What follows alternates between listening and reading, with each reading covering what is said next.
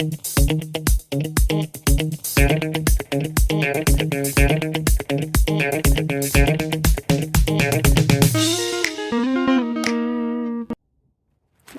hi.